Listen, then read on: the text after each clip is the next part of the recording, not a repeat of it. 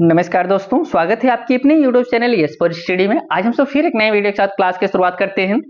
जैसा कि आप सब जानते हैं दोस्तों, हम सब लूसेंट जीके की कंप्लीट बुक को कवर कर रहे हैं, जिसमें हम सब जितने भी सब्जेक्ट हैं सभी सब्जेक्ट को चैप्टर वाइज कवर कर रहे हैं। सबसे पहले हम सब हिस्ट्री को शुरू किए हैं। हिस्ट्री के अंतर्गत हम सब एक एक टॉपिक को पढ़ रहे हैं। आज जो हम सब टॉपिक को पढ़ेंगे, इस्लाम धर्म के बारे में जानेंगे, ईसाई धर्म के बारे में जानेंगे, पारसी धर्म के बारे में जानेंगे, मगध राज का उत्कर्ष के बारे में जानेंगे, सिकंदर के बारे में जानेंगे, मौर्य वंश के बारे में जानेंगे और जो अशोक की शिलालेख है इन सब के बारे में जानेंगे। अगर आप इस चैनल पे नए हैं दोस्तों तो चैनल को जरूर सब्सक्राइब करिए, अपने दोस्तों के साथ भी जरूर शेयर करिए। यहाँ पे इस चैनल पे आपको कंप्लीट जो लूसेंट जीके की कंप्लीट बुक है उसे कराया जाएगा। तो आइए दोस्तों हम सब आगे बढ़ते हैं और क्लास की शुरुआत करते हैं। यहाँ से हम सब समझते हैं इस्लाम धर्म। इस्लाम धर्म के संस्थापक हजरत मोहम्मद साहब थे। हजरत मोहम्मद साहब का जन्म 570 ईस्वी में मक्का में प्रमुख कुरैश कबीले में हुआ। उनके पिता अब्दुल्ला और माता अमीना थे। उनका लालन पालन उनके चाचा अबू तालिब ने किया था। हजरत मोहम्मद साहब का जन्म कब हुआ था? 570 ईस्वी में मक्का में हुआ था। इनके माता का नाम अमीना था, पिता का नाम अब्दुल्ला था, लेकिन इनका जो लालन पालन था वह इनके चाचा अबू तालिब ने किया था। हजरत मोहम्मद साहब को 6 से 10 ईस्वी में मक्का के पास हीरा नामक गुफा में ज्ञान प्राप्ति हुई।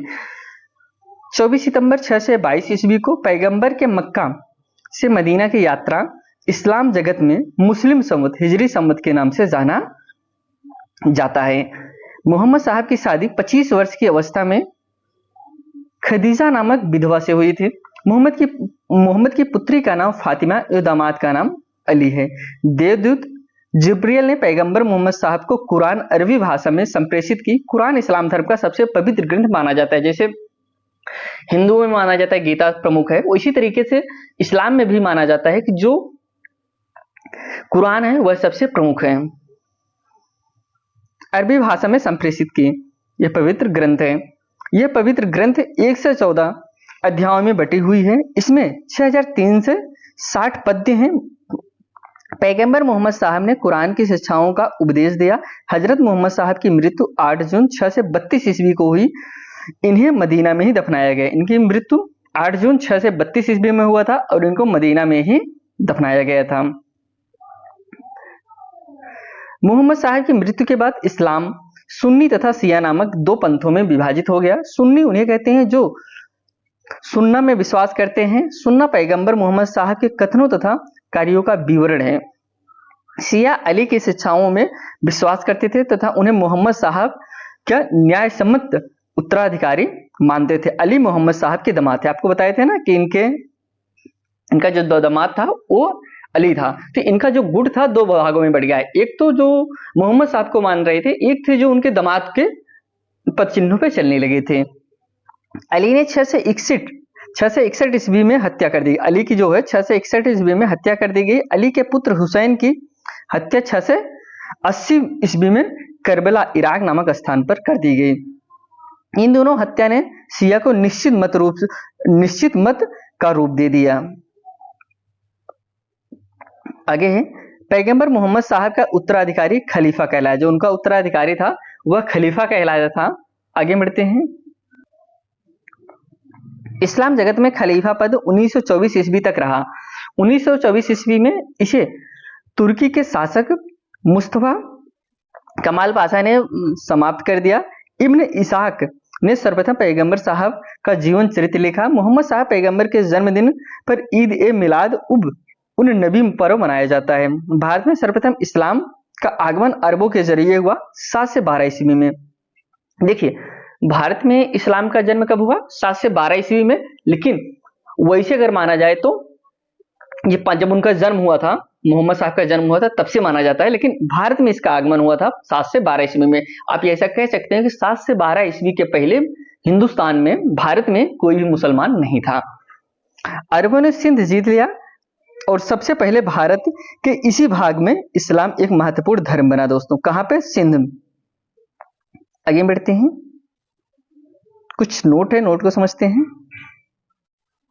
नमाज के दौरान मुसलमान मक्का की तरफ मुंह करके खड़े होते हैं और भारत से मक्का पश्चिम की ओर पड़ता है। मक्का की ओर की दिशा को कबीला कहा जाता है। आप एक चीज ध्यान दिए होंगे, जो यहाँ पे नमाज करते हैं, नमाज हर समय पश्चिम दिशा की ओर करते हैं। क्यों पश्चिम दिशा की ओर करते हैं? क्योंकि दोस्तों जो मक्का है वो पश्चिम की दिशा की ओर है, इसीलिए हर समय नमाज जो पढ़ा जाता है वो पश्चिम की दिशा की ओर मुंह करके ही पढ़ा जाता है।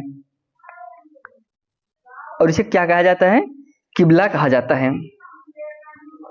अब हम सब ईसाई धर्म समझते हैं। ईसाई धर्म के संस्थापक ईसा मसीह व प्रमुख ग्रंथ बाइबल है। इसके जो संस्थापक हैं कौन है? वह ईसा मसीह हैं और इनका जो प्रमुख ग्रंथ है वह बाइबल है। ईसा मसीह का जन्म जेरूशलेम के निकट बैथलेहम नामक स्थान पर हुआ था। ईसा के जन्म दिवस को क्रिसमस के रूप में मनाया जाता है। ईसा मसीह के माता का नाम मेरी और पिता का नाम जोसेफ है। आगे बढ़ते हैं। ईसा ने अपने जीवन के प्रथम 30 वर्ष एक बढ़ई के रूप में बैथलेहम के निकट नाजरेथ में बिताए। ईसा मसीह के प्रथम 2 शिष्य एंड्रूस व पीटर ईसा मसीह का सूली पर रोमन गवर्नर पोंटियस ने चढ़ाया। ईसा मसीह को 33 ईस्वी में सूली पर चढ़ाया गया था। ईसाई धर्म का सबसे पवित्र चिन्ह जो है क्रास है। ईसाई त्रित्व में विश्वास रखते हैं। वे ईश्वर पिता, ईश्वर पुत्र, ईश्वर पवित्र आत्मा। अब इसके कुछ हम नोट समझते हैं।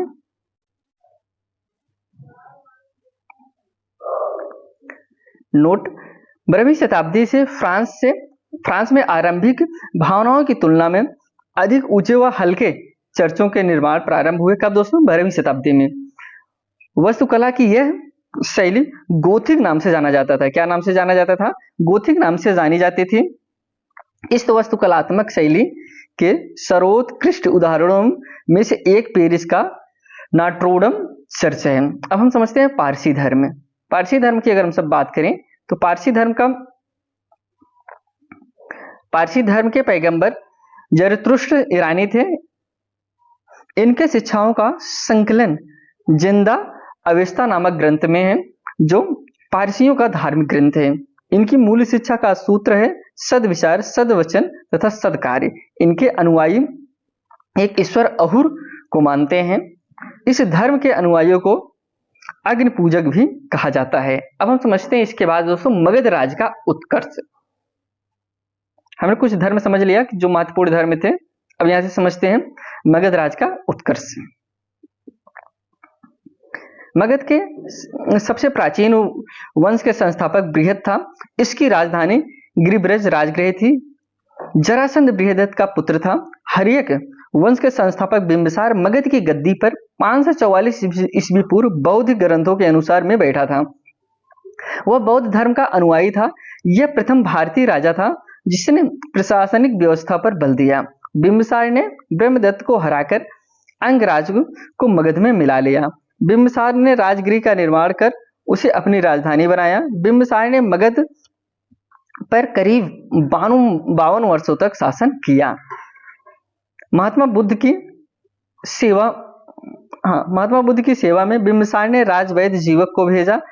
अवंती के राजा प्रघोत जब पांडु रोग से ग्रसित थे, उस समय भी बिंबिसार ने जीवक को अपनी सेवा शुश्रूषा के लिए भेजा। बिंबिसार ने वैवाहिक संबंध स्थापित कर अपने साम्राज्य का विस्तार किया। इसने कौशल नरेश प्रसेनजित की बहन महाकोशला से वैशाली के चेटक की पुत्री चेलना तथा मध्य देश की आधुनिक पंजाब की राजकुमारी क्षेमा से शादी की। बिंबिसार की हत्या उसके पुत्र अजातशत्रु ने कर दी और वह 493 ईसा पूर्व में मगध की गद्दी पर बैठा। इसका उपनाम कुड़िक था और प्रारंभिक जैन धर्म का अनुयायी थे। देखिए बहुत ही महत्वपूर्ण, बहुत एग्जाम में आपसे बार बार पूछा गया बिंबिसार की हत्या किसने किया था, फिर कौन था कि जो अपने पिता की हत्या कर दिया था? आप जानते रहे अजातशत्रु ने अपने पिता की ही हत्या कर दिया था। आगे बढ़ते हैं। अजातशत्रु ने 32 वर्षों तक मगध पर शासन किया। कितना? 32 वर्षों तक इन्होंने शासन किया था। आगे बढ़ते हैं।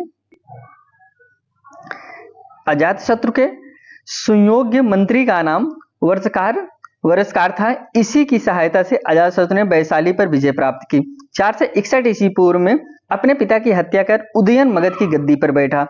उदयन ने पाटिल ग्राम की स्थापना कि वह जैन धर्म का अनुयायी था। हर्यक वंश का अंतिम राजा उदयन था। उदयन का पुत्र नागदशक था दोस्तों। हर्यक वंश का जो अंतिम शासक था उदयन था। उदयन का जो बेटा था उदय वही था, नागदशक था। नागदशक को उसके आमत शिशुनाग ने 4 से 12 ईस्वी में ईसा पूर्व में अपदस्थ करके मगध पर शिशुनाग वंश की स्थापना की। शिशुनाग ने अपनी राजधानी पाटलिपुत्र से हटाकर वैशाली में स्थापित की। शिशुनाग का उत्तराधिकारी कालाशोक पुनः राजधानी को पाटलिपुत्र ले गया। शिशुनाग वंश का अंतिम राजा नंदिवर्धन था। नंद वंश का संस्थापक महापद्मानंद था। नंद वंश के अंतिम शासक घनानंद था। यह सिकंदर का समकालीन था। इसे चंद्रगुप्त मौर्य ने युद्ध में पराजित किया और मगध पर एक नई वंश मौर्य वंश की स्थापना की। किसने पराजित किया था दोस्तों? सिकंदर ने घनानंद को सिकंदर ने चंद्रगुप्त मौर्य ने युद्ध में पराजित, किसने पराजित किया था? चंद्रगुप्त मौर्य ने युद्ध में पराजित किया और वहीं से दोस्तों मौर्य वंश का स्थापना हुई। अब हम समझते हैं सिकंदर के बारे में।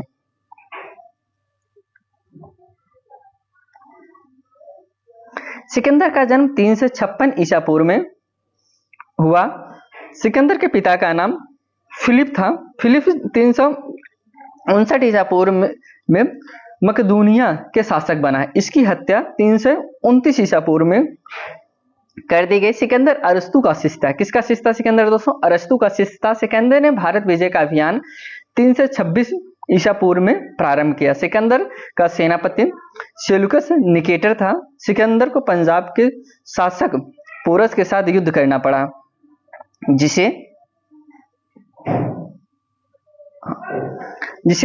हाइडेस्फीज के युद्ध या झेलम बितस्ता का युद्ध के नाम से जाना जाता है। सिकंदर की सेना ने ब्यास नदी के पश्चिमी तट पर पहुंचकर उसे पार करने से इनकार कर दिया। सिकंदर स्थल मार्ग द्वारा 325 ईसा पूर्व में भारत से लौटा। सिकंदर की मृत्यु 323 ईसा पूर्व में बेबीलोन में 33 वर्ष की अवस्था में हो गई। सिकंदर का जल सेनापति का नाम निराकस था। सिकंदर का प्रिय घोड़ा बाउकेफला था। इसी के नाम पर इसने झेलम नदी के तट पर बाउकेफला नामक नगर बसाया था। अब हम समझते हैं मौर्य साम्राज्य। अब मौर्य साम्राज्य के बारे में जानते हैं। मौर्य साम्राज्य के संस्थापक चंद्रगुप्त मौर्य का जन्म 345 ईस्वी पूर्व में हुआ था। जस्टिन ने चंद्रगुप्त मौर्य को सुंड्रोकोटस कहा, जिसकी पहचान विलियम जोन्स ने चंद्रगुप्त मौर्य से की। विशाख दत्त कृत मुद्रा राक्षस में चंद्रगुप्त मौर्य के लिए ब्रिसल शब्द का प्रयोग किया गया है। घनानंद को हराने में चाणक्य कौटिल्य विष्णुगुप्त ने चंद्रगुप्त मौर्य की मदद की थी, जो बाद में चंद्रगुप्त का प्रधानमंत्री बना। इसके द्वारा लिखित पुस्तक अर्थशास्त्र, जिसका संबंध राजनीति से है। किसके द्वारा दोस्तों? चाणक्य के द्वारा। चंद्रगुप्त मगध की राजगद्दी पर 322 ईसा पूर्व में बैठा। चंद्रगुप्त जैन धर्म का अनुयायी था। चंद्रगुप्त ने अपना अंतिम समय कर्नाटक के श्रवणबेलगोला में नामक स्थान पर बिताया। चंद्रगुप्त ने 305 ईसा पूर्व में सेल्यूकस निकेटर को हराया। सेल्यूकस निकेटर ने अपनी पुत्री कार्नेलिया की शादी चंद्रगुप्त मौर्य के साथ कर दी। युद्ध की संधि शर्तों के अनुसार 4 प्रांत काबुल, गंधार, हेरात एवं मकराना चंद्रगुप्त को दिए गए। चंद्रगुप्त मौर्य ने जैनी गुरु भद्रबाहु से जैन धर्म की दीक्षा ली थी। मेगस्थनीज सेल्यूकस निकेटर का राजदूत था, जो चंद्रगुप्त के दरबार में रहता था। मेगस्थनीज द्वारा लिखी गई पुस्तक इंडिका, कौन सा दोस्तों? बहुत ही महत्वपूर्ण है। मेगस्थनीज के द्वारा जो पुस्तक थी इंडिका लिखी गई थी। मेगस्थनीज के अनुसार सम्राट का जनता के सामने आने के अवसर पर शोभा यात्रा के रूप में जश्न मनाया जाता था। उन्हें एक सोने के पालकी में ले जाया जाता था। उनके अंगरक्षक सोने व चांदी से अलंकृत हाथियों पर सवार रहते थे। कुछ अंगरक्षक पेड़ों को लेकर चलते थे। आगे बढ़ते हैं।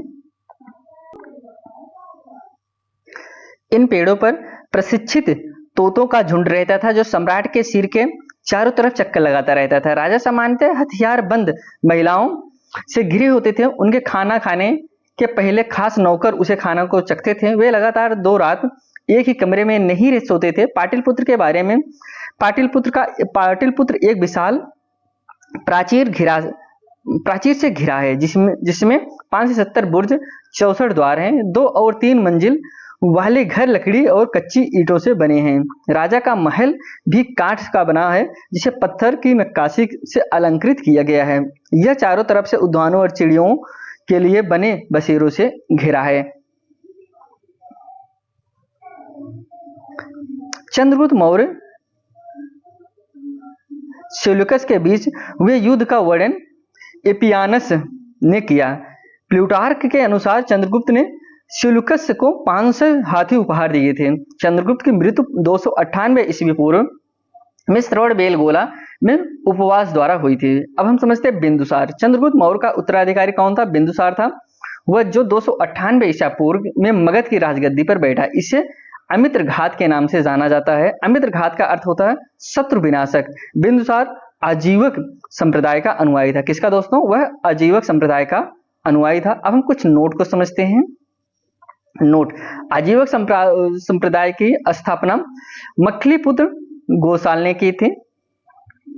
वाह पुराण में बिंदुसार को भद्रसार या वारिससार कहा गया है। स्ट्रेबो के अनुसार सीरियन नरेश एंटियोकस ने बिंदुसार के दरबार में डायमेकस नामक राजदूत भेजा। इसे ही मेगस्थनीज का उत्तराधिकारी माना जाता है। जैन ग्रंथों में बिंदुसार को सिंहसेन कहा गया है। बिंदुसार के शासनकाल में तक्षशिला, सिंधु या झेलम नदी के बीच में हुए 2 विद्रोहों का वर्णन है। इस विद्रोह को दबाने के लिए बिंदुसार ने पहले, 1 मिनट ऊपर करते हैं थोड़ा सा दोस्तों।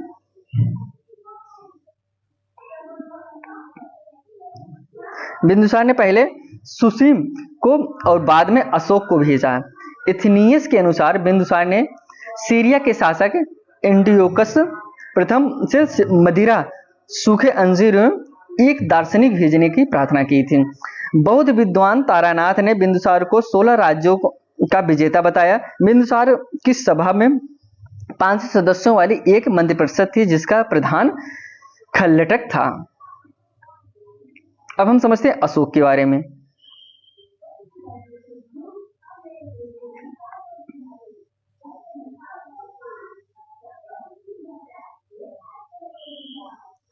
अशोक: बिंदुसार का उत्तराधिकारी अशोक महान हुआ, जो 269 ईसा पूर्व में मगध की राजगद्दी पर बैठा। अशोक की माता का नाम सुभद्रांगी था। राजगद्दी पर बैठने के समय अशोक अवंती का राज्यपाल था। मास्की गुर्जरा, नेतुर एवं उडेगोलम के लेखों में अशोक का नाम अशोक मिलता है। कर्नाटक के गुलबर्गा जिले में कनगनहल्ली से प्राप्त उभार द्वार मूर्त शिल्प शिलालेख में अशोक के प्रस्तर रूपचित्र के साथ, 1 मिनट दोस्तों, रूप के साथ राडियो अशोक, राजा अशोक उल्लिखित है। भ्राऊ अभिलेख में अशोक ने स्वयं को मगध का राजा बताया है। पुराणों में अशोक को अशोक वर्धन कहा गया है। अशोक ने अपने अभिषेक के 8 वर्ष बाद लगभग 261 ईसा पूर्व में कलिंग पर आक्रमण किया और कलिंग की राजधानी तोसली पर अधिकार कर लिया। उल्लेखित 13वें शिलालेख में है। यह 13वें शिलालेख में लिखा गया है। प्लिनी का कथन है कि मिस्र का राजा फिलाडेल्फ टालमी सेकंड ने पाटलिपुत्र में डियानीसियस नाम का एक राजदूत भेजा था। उपगुप्त नामक बौद्ध भिक्षु ने अशोक को बौद्ध धर्म की दीक्षा दी थी। अब कुछ हम यहाँ पे नोट समझते हैं।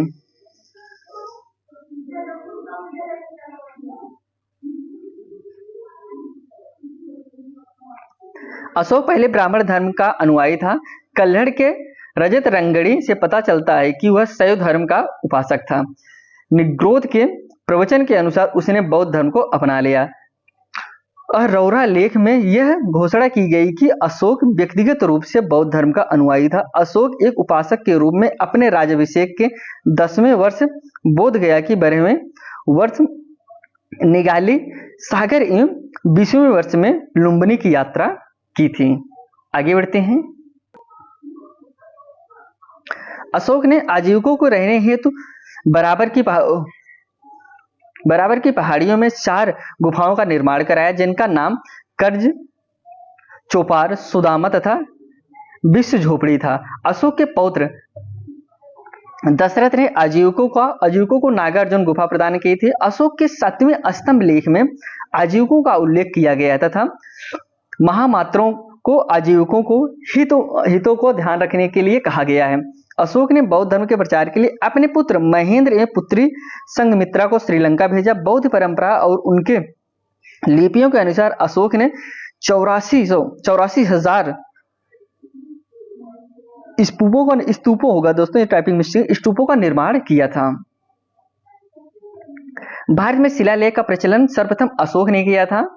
अशोक ने शिलालेखों में ब्राह्मी, खरोष्टी, ग्रीक एवं अरमाइक लिपि का प्रयोग हुआ है। ग्रीक एवं अरमाइक लिपि का अभिलेख अफगानिस्तान से, खरोष्टी लिपि का अभिलेख शाहजहांगढ़ी एवं मनसेहरा पाकिस्तान से और शेष भारत की ब्रह्मलिपि के अभिलेख मिले हैं।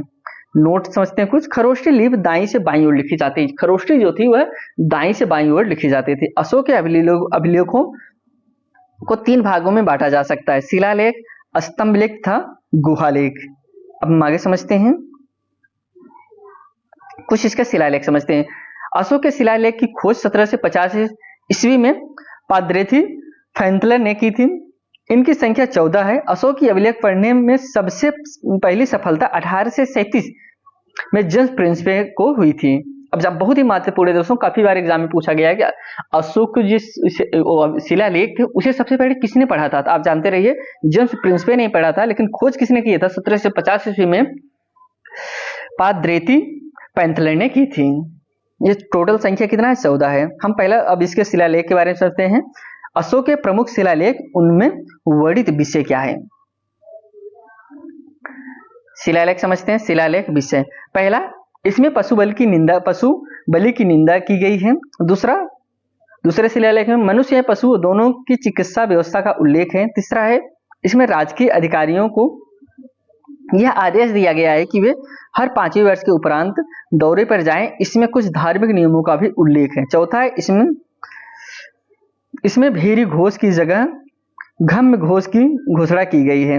5वां है, इसमें धर्म महामात्रों की नियुक्ति की जानकारी मिलती है। 6ठा है, इसमें आत्म नियंत्रण की शिक्षा दी गई है। 7वां और 8वां है, इनमें अशोक की तीर्थ यात्रा का उल्लेख है। अब 9वां है, इसमें सच्ची भेंट तथा सच्चे शिष्टाचार का उल्लेख है। 10वां है, इसमें अशोक ने आदेश दिया कि राजा तथा उच्च अधिकारी हमेशा प्रजा के हित में सोचें। 11वां है, इसमें धर्म की व्याख्या की गई है। 12वां है, इसमें स्त्री महामात्रों की नियुक्ति एवं सभी प्रकार के विचारों के सम्मान की बात कही गई है। 13वां है, इसमें कलिंग युद्ध का वर्णन एवं अशोक के हृदय परिवर्तन की बात कही गई है। इसमें से 5 यवन राजाओं के नाम का उल्लेख है जहां उसने धर्म प्रचारक भेजे हैं। 14वां है, अशोक ने जनता को धार्मिक जीवन बिताने के लिए प्रेरित किया। आगे बढ़ते हैं।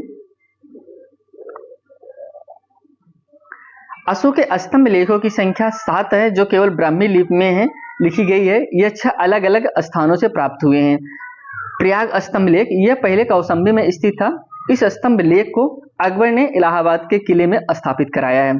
दिल्ली टोपरा, यह दोस्तों स्तंभ लेख फिरोज शाह तुगलक के द्वारा टोपरा से दिल्ली लाया गया है। दिल्ली मेरठ दोस्तों, पहले यह मेरठ में स्थित था।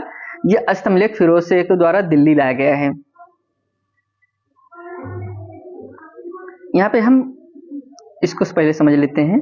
मौर्य प्रांत और राजधानी, उत्तरापथ, तक्षशिला, अवंती, राष्ट्र उज्जैनी, कलिंग दोस्तों तोसली, दक्षिणापथ दोस्तों सुवर्णगिरी, फ्रासी, पाटलिपुत्र, रामपुरवा। यह स्तंभ लेख चंपारण बिहार में स्थापित है। इसकी खोज 1872 ईस्वी में कार्लायल ने की थी। लौरिया अरेराज चंपारण बिहार में। इसके बाद है लौरिया नंदनगढ़ चंपारण बिहार में। इस स्तंभ पर मोर का चित्र बना हुआ है। एग्जाम में पूछा गया था एक बार कि मोर का चित्र किस स्तंभ में बनाया था, तो आप जाइए नंदनगढ़ लौह नंदनगढ़ पर बना था। कौशाम्बी अभिलेख को रानी का अभिलेख कहा जाता है। अशोक का 7वां अभिलेख सबसे लंबा, अशोक का सबसे छोटा अभिलेख रुम्मीदेही है।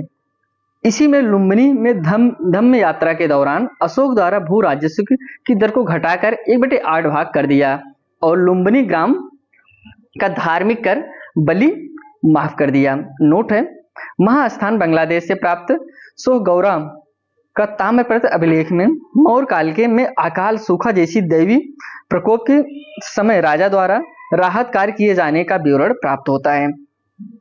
प्रथम पृथक शिलालेख में यह घोषणा है कि सभी मनुष्य मेरे बच्चे हैं।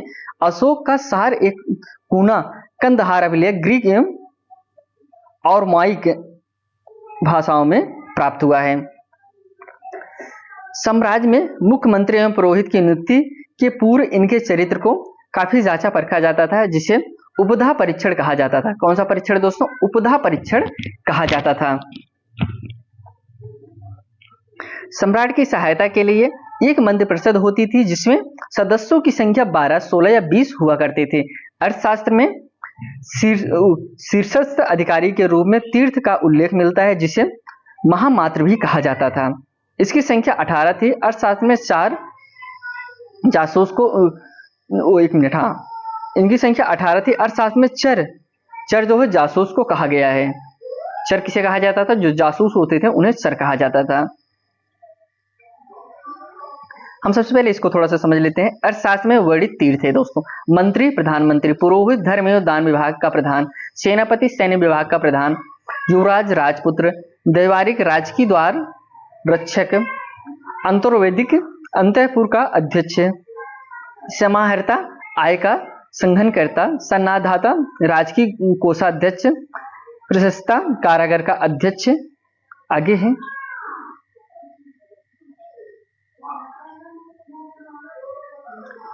प्रदेश कमिश्नर और दोस्तों नगर का कोतवाल, व्यवहारिक प्रमुख न्यायाधीश, नायक, नगर रक्षा का अध्यक्ष, कर्मांतिक, उद्योग एवं कारखानों का अध्यक्ष, मंत्रिपरिषद अध्यक्ष, दंडपाल, सेना का सामान एकत्र करने वाला।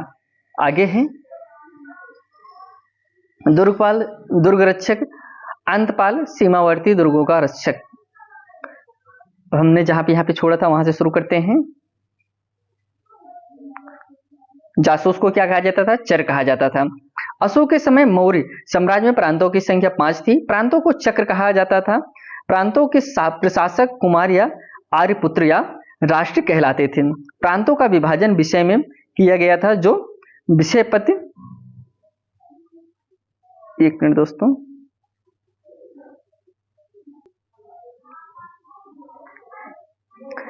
प्रशासन की सबसे छोटी इकाई ग्राम थी, जिसका मुखिया ग्रामी कहलाता था। प्रशासक में सबसे छोटा गोप था, जो 10 ग्रामों का शासन संभालता था। मेगास्थनीज के अनुसार नगर का प्रशासन 30 सदस्यों का एक मंडल करता था, जो 6 समितियों में विभाजित था। प्रत्येक समिति में 5 सदस्य होते थे। बिक्री कर के रूप में मूल्य का 10वां भाग वसूला जाता था। इसे बचाने वालों को मृत्युदंड दिया जाता था। तब भी कर की व्यवस्था थी दोस्तों। वहां आप जितने में बेचेंगे उसका 10वां भाग लिया जाता था। अगर कोई इसको चोरी करता था तो उसे क्या दिया जाता था? उसे मृत्युदंड दिया जाता था। मेगास्थनीज के अनुसार नोमाई मार्ग निर्माण अधिकारी था। जस्टिन के अनुसार चंद्रगुप्त मौर्य की सेना में लगभग 50,000 अश्वारोही सैनिक, 9,000 हाथी व 8,000 रथ थे। जस्टिन नामक यूनानी लेखक के अनुसार चंद्रगुप्त मौर्य ने अपनी 6 लाख की फौज से सारे भारत को रौंद दिया। यह बात सही भी हो सकती है और नहीं भी, लेकिन यह सही है कि चंद्रगुप्त मौर्य ने पश्चिमोत्तर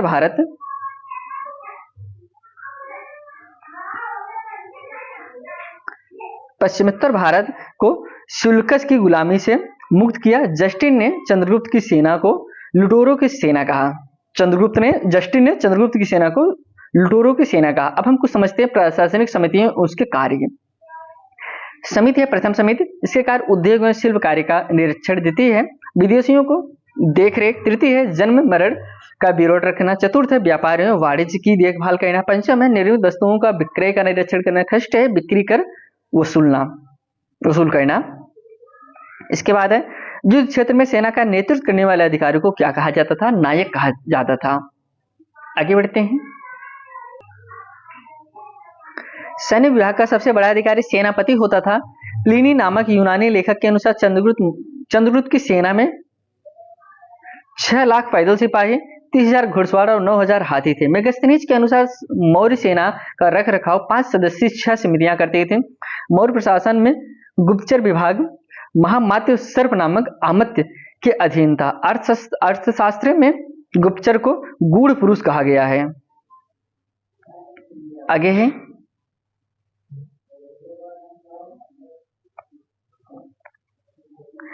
तथा एक ही स्थान पर रहकर कार्य करने वाले को गुप्तचर को संस्था कहा जाता था। एक स्थान से दूसरे स्थान पर भ्रमण करके कार्य करने वालों को गुप्तचर का संचार कहा जाता था। सैन्य सीमित, उनके कार्य सीमित है। प्रथम है कार्य, इसका क्या अर्थ है, क्या कार्य थे? जल सेन की व्यवस्था देती है, यातायात रसद की व्यवस्था, रसद मतलब राशन की व्यवस्था होती है। तृतीय है पैदल सैनिकों की देखरेख। चतुर्थ है अश्वारोही की सेना की देखरेख। पंचम है गज सेना की देखरेख। षष्ठ है रथ सेना की देखरेख। आगे बढ़ते हैं। अशोक के समय जनपदीय न्यायालय के न्यायाधीश को राजुक कहा जाता था। सरकारी भूमि को सीता भूमि कहा जाता था। बिना वर्षा के अच्छी खेती होने वाली भूमि को अदेव मातृक कहा जाता था। मौर्य काल में द्रोण अनाज माप के लिए प्रयोग होता था। मेगास्थनीज ने भारतीय समाज को 7 वर्गों में विभाजित किया। कौन दोस्तों? मेगास्थनीज ने। दार्शनिक, किसान, अहिर, कारीगर, सैनिक, निरीक्षक एवं सभासद, इन जो है 7 वर्गों में विभाजित किया गया था। किसमें? दार्शनिक, किसान, अहिर। हाँ, इसी आप जानते, जो अहिर है, यही अहिर जो वर्तमान में अहिर है, इन्हीं को ही विभाजित किया गया था। ये जानते रहे, तमिल ना सोचिए नहीं उस समय दूसरे, तो यही इन्हीं को ही विभाजित किया गया था। आगे बढ़ते हैं। स्वतंत्र वेश्यावृत्ति को अपनाने वाली महिला रूपा जीवा कहलाती थी।